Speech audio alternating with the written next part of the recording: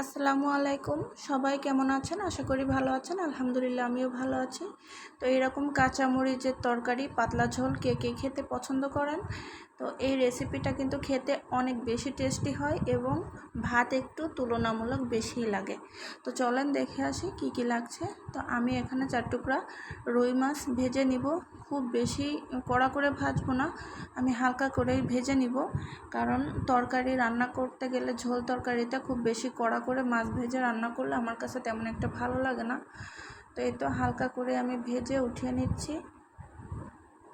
এখানে দিয়ে দেব বেশি করে কাঁচামরিচ আর পেঁয়াজ।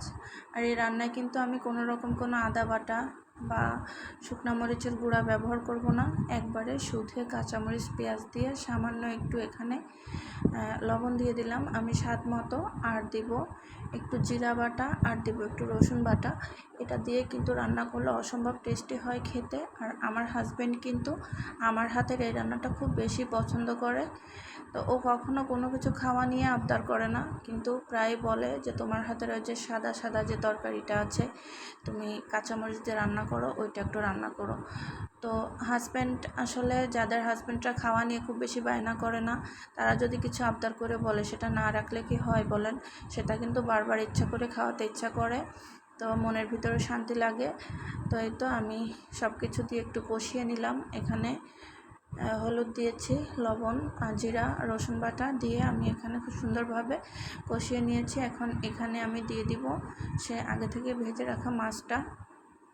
এই মাছটা দেব, আর আমি এর পাশে একটু বেগুন দিব। আমি ছোট্ট একটা বেগুন কেটে রেখেছিলাম, কেটে ধুয়ে পরিষ্কার করে। তো বেগুনটা এখন আমি দিয়ে দিচ্ছি উপর থেকে। আর আমি কিন্তু কখনো বেগুন রান্নাতে বেগুনটা মশলার সাথে কষাই না, কারণ বেগুনটা কষিয়ে নিলে কিন্তু বেগুনটা হালকা শক্ত হয়ে যায়, আমার কাছে ভালো লাগে না। তো এইভাবে হালকা আঁচে উপর থেকে দিয়ে কিন্তু পানিটা দিয়ে ঢাকনা দিয়ে ঢেকে দিলে বেগুনটা অটোমেটিক একবারে গলে যাবে, কোনো রকম কোনো কষানোর কোনো প্রয়োজন নাই। এই তো আমি ঝোলের পানিটা দিয়ে এখন আমি ঢাকনা দিয়ে ঢেকে দিলাম। এখন এই বেশি না, প্রায় 10-12 মিনিটের মতো আমি রান্না করে নিয়েছি। তো আমার রান্নাটা কিন্তু কমপ্লিট হয়ে গেছে। তো দেখতেই পাচ্ছেন ঝোলটাও শুকিয়ে আসছে। এর থেকে বেশি আমি ঝোল শুকাবো না, যেহেতু এটা কাঁচামরিচের তরকারি, খুব বেশি ভুনা হবে না, একটু ঝোল রাখবো।